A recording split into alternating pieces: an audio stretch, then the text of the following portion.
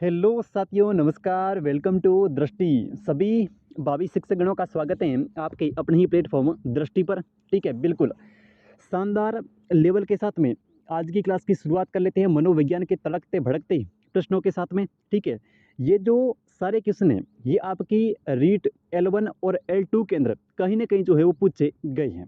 ठीक है, और यही क्वेश्चन आपके वर्ष 2025 के अंदर भी पूछे जाएंगे। ठीक है, अब ये आपके ऊपर है कि आप जो है वो क्लास के अंदर कितना टेक पाते हैं। ठीक है, चलिए करते हैं शुरुआत। और आज की क्लास का देखो पहला क्वेश्चन भाई साथियों, पहला प्रश्न कह रहा कि निम्नलिखित में से कौन सा व्यवहार एक किशोर अवस्था का लक्षण है।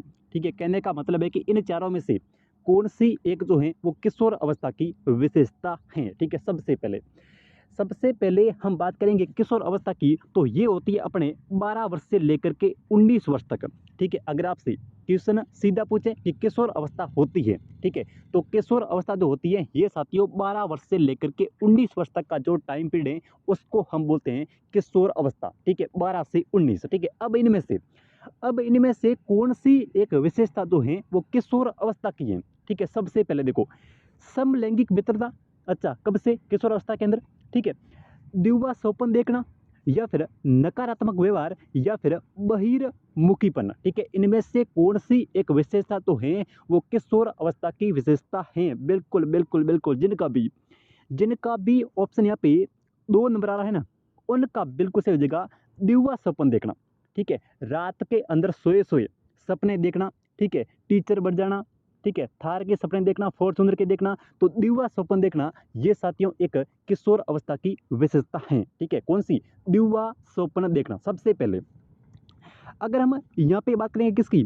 समलैंगिक मित्रता की। ठीक है, समलैंगिक मित्रता का मतलब हो गया कि लड़का जो है वो लड़के का मित्र होगा और लड़की जो है ये हमेशा लड़की की मित्र होगी। ठीक है, लेकिन भाई साहब किशोर अवस्था के अंदर ही, ठीक है, किशोर अवस्था के अंदर आते ही हालात और जज्बात दोनों बदल जाते हैं। ठीक है, यहाँ पे होगा विषम लिंगी के प्रति आकर्षण।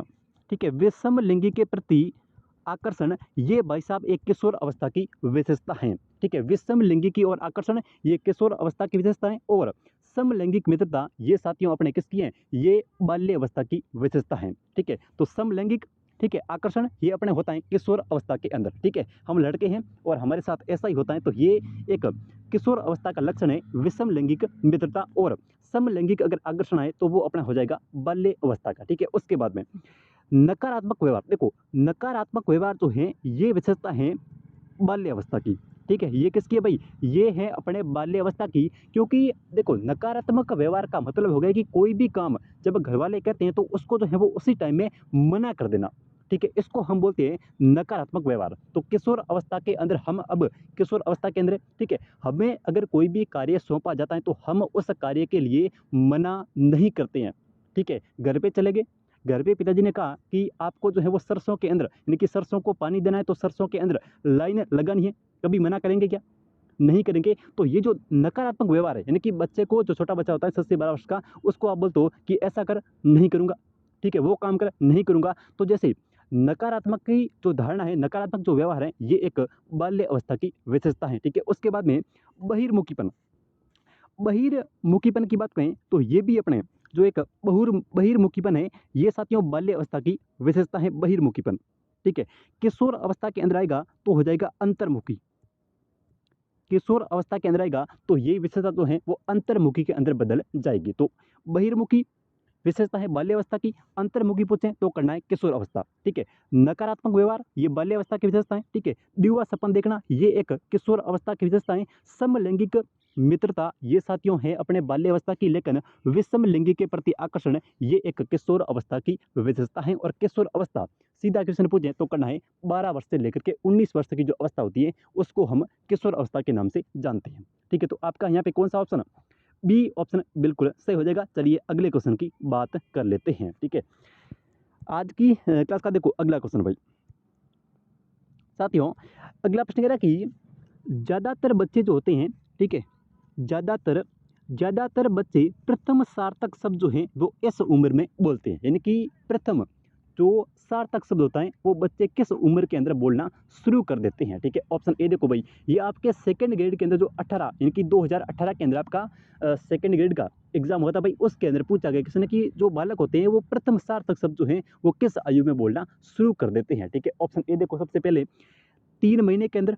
ठीक है, 3 महीने का बालक जो है वो प्रथम सार्थक शब्द नहीं बोल सकता। ठीक है, 6 महीना, 35 से 40 महीना ये थोड़ा ज़्यादा हो जाता है। ठीक है, उसके बाद में 10 से 13 महीना। तो बिल्कुल आपका कौन सा ऑप्शन यहाँ पे आपका चौथा ऑप्शन साथियों, यहाँ पे आपका चौथा ऑप्शन जो है वो बिल्कुल सही हो जाएगा, 10 से 13 महीने। ठीक है, 10 से 13 महीने के, जब 10 से 13 महीने का बालक होता है तो वो प्रथम सार्थक शब्द जो है वो बोलना शुरू कर देता है। ठीक है, देखो अगला क्वेश्चन। हाँ जी, अगले प्रश्न की ओर साथियों, अगले प्रश्न की ओर बढ़ने से पहले मेरा आपसे एक क्वेश्चन है कि दूसरे वर्ष के अंत तक, ठीक है, क्वेश्चन क्या है कि दूसरे वर्ष के अंत तक, ठीक है, एक बालक का शब्द भंडार, ठीक है, दूसरे वर्ष के अंत तक एक बालक का शब्द भंडार जो है वो कितना हो जाता है। इस क्वेश्चन का आंसर जो है वो आपको कमेंट करके बताना है, क्योंकि ये क्वेश्चन हमने कल की क्लास के अंदर पढ़ा था। ठीक है, दूसरे वर्ष के अंत तक एक बालक का शब्द भंडार जो है वो कितना हो जाता है। ठीक है, इसका आंसर आपको कमेंट करके बताना है। तो इस क्वेश्चन का आपका चौथा ऑप्शन यानी कि 10 से 13 महीना बिल्कुल ठीक हो जाएगा। ठीक है, देखो अगला क्वेश्चन, अगला प्रश्न देखो। हाँ जी साथियों, अगला प्रश्न कह रहा है कि सही विकल्प को चुनिए। ठीक है, इसमें से आपको सही विकल्प को चुनना है, यानी कि अधिगम क्या है। ठीक है, थर्ड ग्रेड के अंदर 2023 के अंदर जो एग्जाम हुआ था फरवरी के अंदर, लेटेस्ट क्वेश्चन है साथियों। अधिगम जो है वो क्या है, थर्ड ग्रेड के अंदर जो लेटेस्ट एग्जाम हुआ था उसके अंदर पूछा गया क्वेश्चन है अधिगम यानी कि लर्निंग क्या है। ठीक है, व्हाट इज लर्निंग, लर्निंग क्या है। ठीक है, एक सक्रिय प्रक्रिया है। ठीक है, ऑप्शन बी कह रहा है कि सक्रिय और निष्क्रिय प्रक्रिया है। ठीक है, ऑप्शन सी कह रहा है कि एक निष्क्रिय प्रक्रिया है, या फिर ऑप्शन डी है शांत रहना। बताओ भाई व्हाट इज लर्निंग। ठीक है, अधिगम क्या है साथियों, अधिगम की अगर हम बात करें तो अधिगम जो है ये एक सक्रिय प्रक्रिया है। हमेशा ध्यान रखना, इंपॉर्टेंट क्वेश्चन है और आपके एग्जाम के अंदर पूछा जा सकता है 2025 के अंदर, अधिगम जो है वो क्या है। तो अधिगम जो है ये हमेशा एक सक्रिय प्रक्रिया है, कि अधिगम learning is a active process. ठीक है, तो अधिगम जो है ये एक सक्रिय प्रक्रिया है। ए ऑप्शन जिनका भी आ रहा है उनका बिल्कुल सही हो जाएगा, अधिगम जो है ये एक सक्रिय प्रक्रिया है। ठीक है, बढ़े आगे, देखो अगला क्वेश्चन। हाँ जी, अगला प्रश्न है अधिगम की परिभाषा को लेकर के, और रीट लेवल 1 2022 के अंदर पूछा गया क्वेश्चन है। ठीक है, अधिगम की साथियों परिभाषा को लेकर क्वेश्चन है। ठीक है, L1 के अंदर पूछा गया क्वेश्चन है। ठीक है, सबसे पहले देखो परिभाषा करें कि सीखना व्यवहार के अंदर उत्तरोत्तर समझे की प्रक्रिया है। ठीक है, लर्निंग जो है, सीखना जो है ये व्यवहार के अंदर उत्तरोत्तर समझे की प्रक्रिया है। ठीक है, ये कथन जो है वो किस शिक्षाविद के द्वारा दिया गया है। ठीक है, ये परिभाषा जो है लर्निंग के बारे में, अधिगम के बारे में जो है वो किसने दी है कि भाई अधिगम जो है ये व्यवहार में क्या है, व्यवहार में उत्तरोत्तर समझे की प्रक्रिया है। ठीक है, अधिगम जो है ये व्यवहार के अंदर उत्तरोत्तर समझे की प्रक्रिया है, ये किसने कहा है ये बताना। ठीक है, ऑप्शन ए देखो स्किनर ने कहा है। ठीक है, सॉरी डी ऑप्शन आपका दिख नहीं रहा है, थोड़ा इस क्वेश्चन को छोटा करते हैं। ठीक है, ताकि डी ऑप्शन जो है वो अच्छे से दिख जाए। हाँ जी, अब देखो ऑप्शन ए कह रहा है कि स्किनर की है। ठीक है, ऑप्शन बी कह रहा है कि वुडवर्थ की है, ऑप्शन सी कह रहा है कि क्रो एंड क्रो की है, और ऑप्शन डी कह रहा है कि गेट्स और अन्य की है। अब बताओ भाई कौन सा ऑप्शन जो है वो सही होगा कि सीखना जो है वो व्यवहार के अंदर उत्तरोत्तर समझे की प्रक्रिया है। ठीक है, यहाँ पे देखो साथियों, मैंने आपको जब अधिगम पढ़ाया था ना उस समय एक एक परिभाषा को उदाहरण के साथ में, एक एक परिभाषा को मैंने आपके एक एक शब्द के साथ में याद करवाया था। देखो ठीक है, कुछ याद आ रहा है क्या। देखो मैंने आपको कहा था कि जहाँ पर भी ये समजस्य शब्द आएगा, ठीक है, जहाँ पर भी ये समजस्य, इस समजस्य के साथ में जोड़ दो किसको, स्किनर को। स्किनर को क्या पढ़ना है, स्किनर को पढ़ना है स्किनर। ठीक है, तो स से समजस्य और स से स्किनर साथियों, स से समजस्य और स से स्किनर। ठीक है, जिन्होंने पढ़ा है उनको अच्छे से तैयार है उनकी तो। ठीक है, समजस्य, स से समजस्य और स से स्किनर। ठीक है, तो व्यवहार में उत्तरोत्तर समजस्य की प्रक्रिया ये किसने कहा था, स्किनर ने कहा था भाई। ठीक है, तो स्किनर ए ऑप्शन जिनका भी है उनका बिल्कुल यहाँ पे सही हो जाएगा। व्यवहार के अंदर उत्तरोत्तर समझे की प्रक्रिया किसने कहा था, ये अपने स्किनर ने कहा था भाई। ठीक है, स्किनर ने कहा था, किसने कहा था साथियों, स्किनर ने कहा था। तो ए ऑप्शन बिल्कुल आपका सही हो जाएगा। ठीक है, वुडवर्थ। वुडवर्थ कहता है कि सीखना, ठीक है, यानी कि वुडवर्थ कहता है कि सीखने की प्रक्रिया जो है वो क्या है, अधिगम है। ठीक है, सीखने की प्रक्रिया जो है वो क्या है, अधिगम है। ठीक है, crow and crow, crow and crow बात करते हैं आदत की, ज्ञान की और अभिवर्तियों की। ठीक है, जहां पर भी ये शब्द आपको देखने को मिले, ठीक है, कौन से, आदत, ज्ञान और अभिवर्तियां।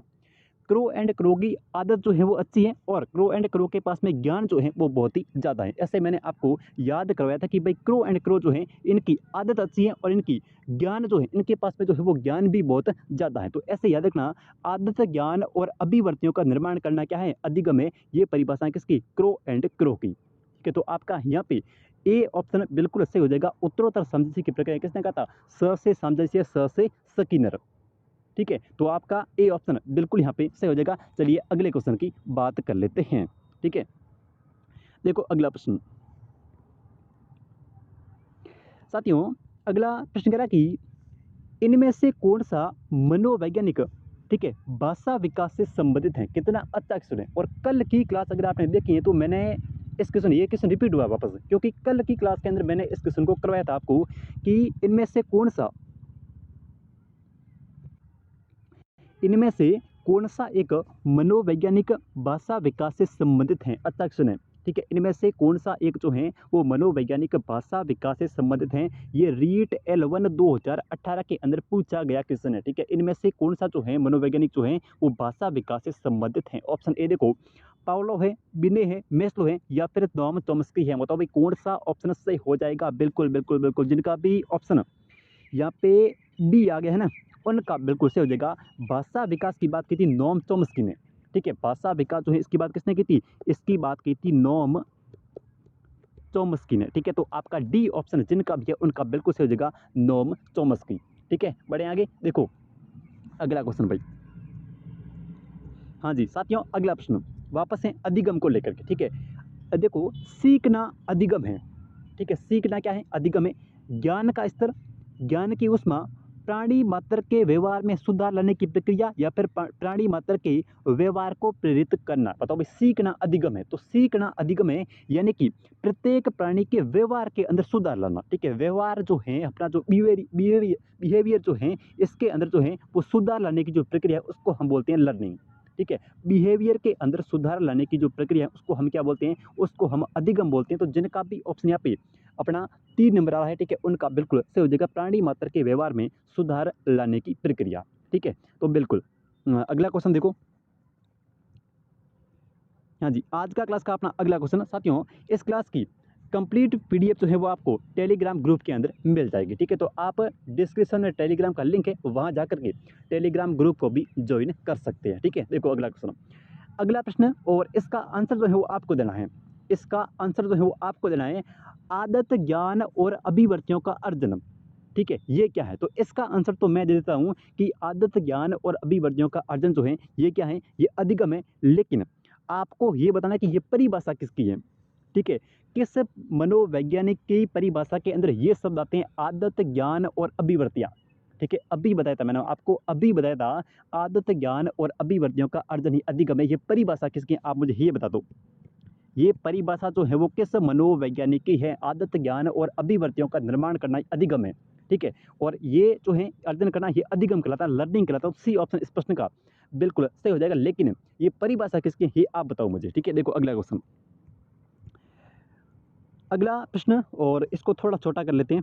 ठीक है, हाँ जी, देखो साथियों, अगला क्वेश्चन कह रहा है कि किसके अनुसार, ठीक है, अधिगम के अंतर्गत वातावरणीय आवश्यकताओं की, ठीक है, पूर्ति के लिए व्यवहार में आए समस्त परिमार्जन जो हैं वो समाहित रहते हैं। ठीक है, किसके अनुसार अधिगम के अंतर्गत वातावरणीय आवश्यकता, जहां पर भी वातावरणीय आवश्यकताएं आ जाए वहां पर गार्डनर मर्फी आ जाएगा।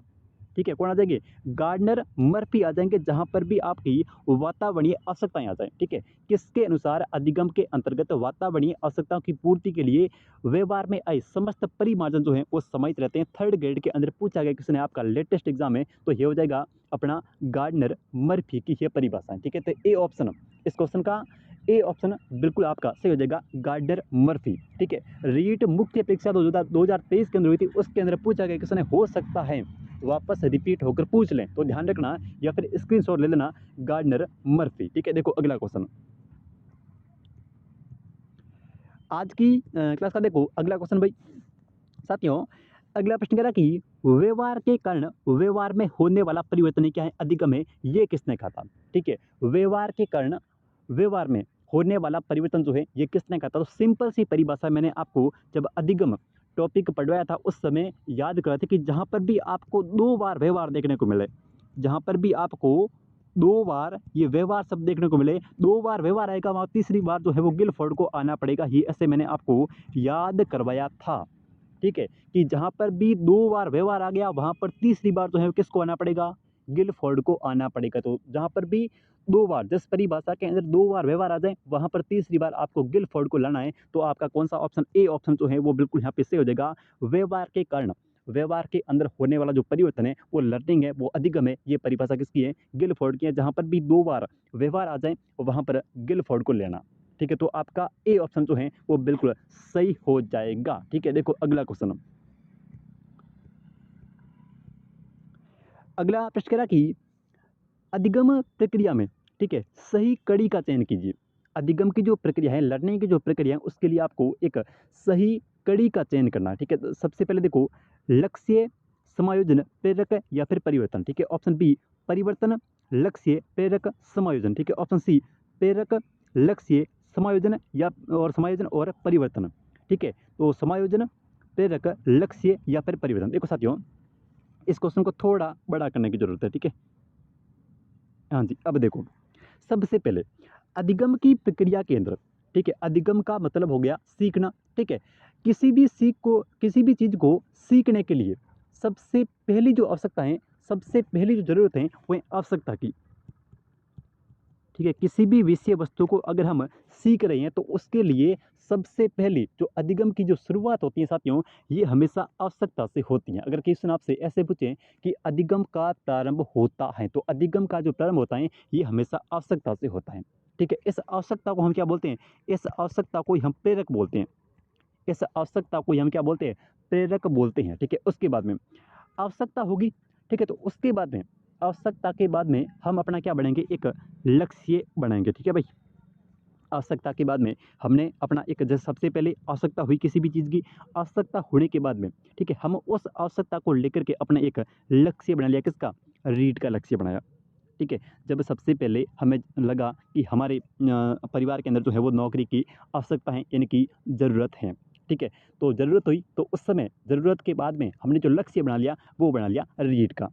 ठीक है, लक्ष्य के बाद में, लक्ष्य जब भी बनाया तो लक्ष्य बनाएंगे तो उसके अंदर बाधा आएगी, और बाधा को ही बोलते हैं तत्परता।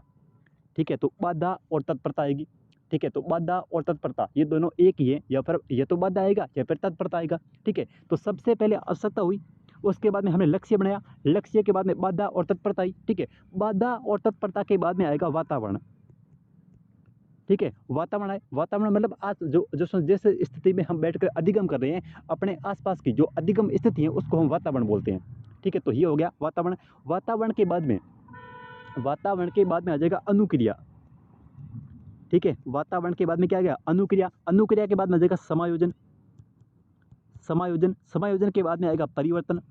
ठीक है, समायोजन के बाद में परिवर्तन, और इस परिवर्तन का हम जब स्थायीकरण कर लेंगे तब हमारी जो है वो अधिगम की लर्निंग की जो प्रोसेस है वो कंप्लीट हो जाएगी। ठीक है, एक बार फिर से इन चीज़ों को समझिए। सबसे पहले हमें अपने घर के अंदर आवश्यकता है। ठीक है, किसकी आवश्यकता है, नौकरी की आवश्यकता है, तो आवश्यकता को हम बोलते हैं प्रेरक। साथियों, आवश्यकता या फिर प्रेरक ये दोनों एक ही चीज़ है। ठीक है, तो सबसे पहले यहाँ पे देखो, तीसरे के अंदर आपको प्रेरक लिखा हुआ मिलता है। ठीक है, प्रेरक जो है वो तीसरे के अंदर प्रेरक है। ठीक है, प्रेरक के बाद में लक्ष्य। भाई जब किसी भी चीज़ की आवश्यकता होगी तब हम उसके लिए कोई ना कोई लक्ष्य तो बनाएंगे। ठीक है, अब जब लक्ष्य बना लिया, लक्ष्य बनाया किसका, लक्ष्य बना लिया रीड का, तो रीड को पास करने के लिए बहुत सारी बाधाएं आएगी, बहुत सारी तत्परताएं आएगी। ठीक है, उसके बाद में हमारे पास में फिर भी हम पढ़ने बैठ गए। ठीक है, तो पढ़ने का जो आसपास का वातावरण है वो ठीक नहीं है, यानी कि अधिगम स्थिति, उसको हम बोलते हैं वातावरण। ठीक है, उसके बाद में हमने जो है वो अनुक्रिया करना स्टार्ट किया।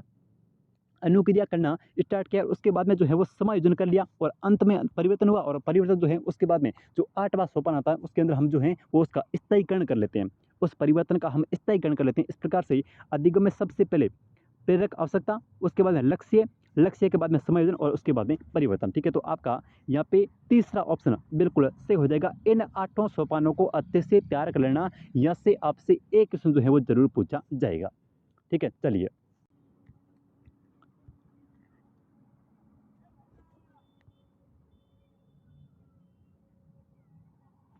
साथियों, आज की क्लास का अपना अगला क्वेश्चन है कि द कंडीशंस ऑफ लर्निंग। ठीक है, द कंडीशन ऑफ लर्निंग, यानी कि द कंडीशन ऑफ लर्निंग इस पुस्तक के लेखक कौन है? ठीक है, द कंडीशन ऑफ लर्निंग जो पुस्तक है, जो बुक है, उसके लेखक कौन है? आशुबेल है, गेने है, थॉर्नडाइक है, या फिर स्किनर है? तो साथियों गेने। ठीक है, द कंडीशन ऑफ लर्निंग जो पुस्तक है इसके लेखक हो जाएगी गेने, जिनका भी ऑप्शन यहाँ पे बी आ रहा है। ठीक है, उनका बिल्कुल सही हो जाएगा द कंडीशन ऑफ लर्निंग। ठीक है, पुस्तक के लेखक कौन है? रॉबर्ट गेने है। ठीक है, तो भाई डी ऑप्शन। रॉबर्ट गेने ने अधिगम के सोपान दिए हैं 8। ठीक है, ये भी ध्यान रखना। तो यहाँ पे द कंडीशन ऑफ लर्निंग जो पुस्तक है उसके लेखक हैं रॉबर्ट गेने। ठीक है, देखो अगला क्वेश्चन। हाँ जी, अगला प्रश्न है और ये है रॉबर्ट गेने के संबंध में। ठीक है, क्वेश्चन कह रहा है कि रॉबर्ट एम गेने के अनुसार निम्न में से कौन सा अधिगम का प्रकार जो है वो नहीं है? ठीक है, इनमें से कौन सा जो है वो अधिगम का एक प्रकार नहीं है रॉबर्ट गेने के अनुसार? ठीक है, ऑप्शन ए देखो, अंतर्दृष्टि अधिगम, संकेत अधिगम, ये बिल्कुल है। संकेत अधिगम जो है ये सबसे निम्न स्तर का अधिगम का प्रकार है। क्वेश्चन एक बार ऐसे पूछा गया कि रॉबर्ट गेने के अनुसार, साथियों रॉबर्ट गेने के अनुसार अधिगम का जो निम्न स्तर का, सबसे निम्न स्तर का प्रकार कौन सा है? तो वो है संकेत अधिगम जो है ये साथियों सबसे निम्न स्तर का प्रकार है, ध्यान रखना। ठीक है, रॉबर्ट गेने के अनुसार जो अपना अधिगम का प्रकार जो है वो कौन सा, सबसे निम्न स्तर का अधिगम का प्रकार कौन सा है? तो वो है संकेत अधिगम। ठीक है, और सबसे उच्च स्तर का कौन सा है? तो वह समस्या समाधान। ठीक है, सबसे उच्च स्तर का है समस्या समाधान और सबसे निम्न स्तर का है संकेत अधिगम। ठीक है, तो इस क्वेश्चन का देखो, इस क्वेश्चन का आपका कौन सा होगा? श्रृंखला अधिगम, ये बिल्कुल बताया है। ठीक है, और शाब्दिक साहचर्य अधिगम ये भी बताया है। लेकिन साथियों यहाँ पे अगर मैं बात करूँ इस अंतर्दृष्टि अधिगम की, तो ये भाई साहब रॉबर्ट गेने ने नहीं बताया है। ठीक है, अंतर्दृष्टि अधिगम जो है ये नहीं बताया है। ठीक है, संकेत बताया है, श्रृंखला बताया है, शाब्दिक साहचर्य बताया है, और सबसे निम्न स्तर बताया है इस संकेत अधिगम को, और सबसे उच्च स्तर बताया है इस समस्या समाधान को। कुल जो है वो 8 प्रकार बताए हैं अधिगम के रॉबर्ट गेने ने। ठीक है, अब चाहूँ तो मैं यहाँ पे 8 के नाम लिख सकता हूँ, लेकिन कंप्लीट पीडीएफ जो है वो आपको टेलीग्राम के ऊपर मिल जाएगी, वहाँ जाके आप एक बार जो है इन नामों को जरूर देख लेना। ठीक है, ये भी ध्यान रखना, सबसे निम्न स्तर का अपना संकेत है और सबसे उच्च स्तरीय जो है ये समस्या समाधान है। ठीक है, देखो अगला क्वेश्चन। अगला प्रश्न कह रहा है कि अधिगम के क्रम में, ठीक है, कौन सी क्रिया बालक सबसे पहले करेगा? ठीक है, अधिगम के क्रम में बालक जो है वो कौन सी क्रिया जो है वो सबसे पहले करेगा? मूल्यांकन, व्यवस्थापन, संशोधन, या फिर आत्मसात? तो सबसे पहले बालक जो है वो क्या करेगा? आत्मसात करेगा। भाई सबसे पहले क्या करेगा? आत्मसात करेगा। तो आपका यहाँ पे डी ऑप्शन जो है वो बिल्कुल सही। आत्मसात का मतलब होता है ग्रहण करना। ठीक है, सबसे पहले क्या करेगा भाई? सबसे पहले चीज़ों को ग्रहण करेगा, तभी तो उसका मूल्यांकन करेगा, तभी तो उसका व्यवस्थापन करेगा, तभी तो उसका संशोधन करेगा। जब ग्रहण ही नहीं करेगा तो संशोधन, मूल्यांकन और व्यवस्थापन जो है वो किसके अंदर करेगा? तो यहाँ पे आपका डी ऑप्शन सही होगा, क्योंकि अधिगम के अंदर सर्वप्रथम बालक जो है वो चीज़ों को ग्रहण करता है, यानी कि आत्मसात करता है। ठीक है, देखो अगला क्वेश्चन। देखो अगला क्वेश्चन भाई, साथियों अगला प्रश्न कह रहा कि निम्न में से कौन सी बालकों के लिए अधिगम की प्रक्रिया नहीं है? ठीक है, इनमें से कौन सी जो है वो एक अधिगम की प्रक्रिया नहीं है? ठीक है, ऑप्शन ए देखो, प्रतिबिंबन, ये प्रतिबिंबन बिल्कुल जो है वो एक अधिगम की प्रक्रिया है। ठीक है, उसके बाद में तर्क, तर्क का मतलब होता है किसी भी विषय वस्तु के बारे में, ठीक है, सोचना विचारना, जिसको हम तर्क बोलते हैं। ठीक है, किसी भी विषय वस्तु के बारे में विचार करना, ठीक है, उसको हम क्या बोलते हैं? उसको हम भाई तर्क बोलते हैं। ठीक है, उसके बाद में देखो परिपक्वता या फिर कल्पना। साथियों कल्पना जो है ये अपनी अधिगम है। ठीक है, कल्पना करना, किसी भी विषय वस्तु के बारे में कल्पना करना, उसके बारे में सोचना, तो प्रतिबिंबन, तर्क और कल्पना, ठीक है, ये तो अधिगम की प्रक्रिया के भाग हैं। लेकिन यहाँ पे अगर मैं बात करूँ परिपक्वता की, ठीक है, तो इस परिपक्वता का भाई अधिगम की प्रक्रिया से कोई भी लेना देना नहीं है। तो आपका 3 नंबर ऑप्शन जो है वो सही होगा, परिपक्वता, इनकी मेच्योरिटी। ठीक है, तो सी ऑप्शन इस प्रश्न का बिल्कुल सही हो जाएगा परिपूरक। आगे देखो, प्रतिबिंबन ये अधिगम की प्रक्रिया का एक भाग है, तर्क है और कल्पना भी है। ठीक है, अगला अगला क्वेश्चन देखो भाई, आज की क्लास का साथियों अगला क्वेश्चन, अगला प्रश्न कह रहा कि निम्नलिखित में से सीखने की प्रक्रिया के अंदर शामिल है। ठीक है, तो शारीरिक, मनोवैज्ञानिक, पर्यावरणीय और प्रयोग सभी, तो सीखने के अंदर सभी जो है वो आ जाते हैं। शारीरिक भी आएगा, ठीक है, मनोवैज्ञानिक भी आएगा और पर्यावरणीय भी आएगा। ठीक है, तो डी ऑप्शन इस प्रश्न का बिल्कुल सही होगा, शारीरिक, मनोवैज्ञानिक और पर्यावरणीय। ठीक है, देखो अगला क्वेश्चन भाई, अगला प्रश्न कह रहा कि छात्रों में, देखो साथियों, छात्रों में सीखने की योग्यता जो है वो किसके ऊपर निर्भर करती है। थर्ड ग्रेड के अंदर पूछा गया क्वेश्चन है। ठीक है, छात्रों के अंदर सीखने की योग्यता, ठीक है, एबिलिटी ऑफ लर्निंग, ठीक है, सीखने की योग्यता जो है ये किसके ऊपर डिपेंड करती है। ठीक है, ऑप्शन ए देखो, सामाजिकता के ऊपर, संस्कृति पर, पर्यावरण पर या फिर व्यक्तिगत भिन्नता के ऊपर। साथियों, सीखने की भाई प्रक्रिया सबके अंदर अलग अलग होती है, तो ये व्यक्तिगत भिन्नता के ऊपर निर्भर करती है। ठीक है, माना कि मैं जो है वो एक दिन के अंदर सिर्फ 5 पेज पढ़ पाता हूँ, लेकिन आप जो है वो एक दिन के अंदर 15 पेज जो है वो पढ़ लेते हैं, तो ये साथियों व्यक्तिगत भिन्नता है आपकी और मेरी दोनों की। ठीक है, तो ये व्यक्तिगत भिन्नता जो है वो सीखने की योग्यता इसके ऊपर निर्भर करती है, व्यक्तिगत भिन्नता के ऊपर। ठीक है, देखो अगला क्वेश्चन, अगला प्रश्न कह रहा कि निम्नलिखित में से कौन सीखने का संज्ञानात्मक सिद्धांत नहीं है। ठीक है, संज्ञानात्मक या फिर देखो, संज्ञानात्मक और ज्ञानात्मक ये दोनों एक ही चीज है। ठीक है, संज्ञानात्मक है या फिर ज्ञानात्मक शब्द लिखा हुआ है, तो दोनों एक ही चीज है, ध्यान रखना, संज्ञानात्मक और ज्ञानात्मक। ठीक है, तो इनमें से कौन सा सिद्धांत जो है वो नहीं है। देखो, लेविन का क्षेत्रीय सिद्धांत, तो लेविन कोर्ट का जो क्षेत्रीय फील्ड थ्योरी है ये बिल्कुल जो है वो संज्ञानात्मक है। ठीक है, अंतर्दृष्टि का सिद्धांत ये दिया था कोहलर ने। ठीक है, अंतर्दृष्टि का जो सिद्धांत है, अंतर्दृष्टि सूझ का जो सिद्धांत है ये दिया था किसने, ये अपने दिया था कोहलर ने। ठीक है, उसके बाद में चिन्ह का सिद्धांत ये दिया था साथियों टोलमैन ने। ठीक है, ये किसने दिया था, टोलमैन दिया था, लेकिन इस शास्त्रीय अनुबंधन का सिद्धांत ये दिया था आईपी पावलोव ने। ठीक है, किसने दिया भाई, आईपी पावलोव ने दिया था। और आईपी पावलोव जो है ये साथियों एक व्यवहारवादी थे भाई। ठीक है, आईपी पावलोव जो है ये अपने व्यवहारवादी थे। बाकी देखो, संज्ञानवाद में आ जाएगा अपना जो फील्ड थ्योरी और लेविन की। ठीक है, अंतर्दृष्टि सूझ का सिद्धांत ये दिया था कोहलर ने। ठीक है, चिन्ह का सिद्धांत ये टोलमैन ने दिया था और शास्त्रीय अनुबंधन का सिद्धांत ये दिया था आईपी पावलोव ने। ठीक है, तो आपका डी ऑप्शन जो है वो यहाँ पे सिद्धांत जो है वो संज्ञानात्मक सिद्धांत नहीं है, क्योंकि ये जो है वो एक व्यवहारवादी थे। ठीक है, देखो अगला क्वेश्चन, अगला प्रश्न कह रहा कि निम्नलिखित में से कौन सा सिद्धांत जो है वो व्यवहारवादी अधिगम सिद्धांत से संबंधित है। कोर्ट लेविन वाला ये संज्ञानात्मक है। ठीक है, टोलमैन का चिन्ह अधिगम सिद्धांत ये भी संज्ञानात्मक है। ठीक है, उसके बाद में थॉर्नडाइक का प्रयास और त्रुटि का सिद्धांत, साथियों अंतर्दृष्टि का सिद्धांत जो है ये दिया था कोहलर ने। तो आपका यहाँ पे सी ऑप्शन जो है वो सही हो जाएगा, क्योंकि जो व्यवहारवादी नहीं है, ये जो है निम्नलिखित कौन सा सिद्धांत व्यवहारवादी अधिगम से संबंधित हैं। ठीक है, तो आपका थॉर्नडाइक का जो प्रयास और त्रुटि का सिद्धांत है, यानी कि जिसको हम ट्रायल और एरर थ्योरी बोलते हैं, ये अपना व्यवहारवादी है। ठीक है, बाकी कुर्ट लेविन ये संज्ञानवादी है। ठीक है, टोलमैन ये भी संज्ञानवादी है और अंतर्दृष्टि का सिद्धांत सूझ का सिद्धांत ये दिया था कोहलर ने और ये भी संज्ञानवादी हैं। ठीक है, तो सी ऑप्शन जिनका भी है उनका बिल्कुल यहाँ पे सही है। चलिए अगले क्वेश्चन की बात कर लेते हैं। ठीक है साथियों, अगला प्रश्न कह रहा कि निम्नलिखित में से कौन सा अधिगम का ज्ञानात्मक सिद्धांत है। ये अच्छा है, ज्ञानात्मक हो या फिर इसको हम बोलते हैं संज्ञानात्मक। ठीक है, ज्ञानात्मक या फिर संज्ञानात्मक ये दोनों एक ही चीज़ है, तो ये हो जाएगा कौन सा, ये हो जाएगा अपना, इसमें से पूछा है संज्ञानात्मक या फिर ज्ञानात्मक।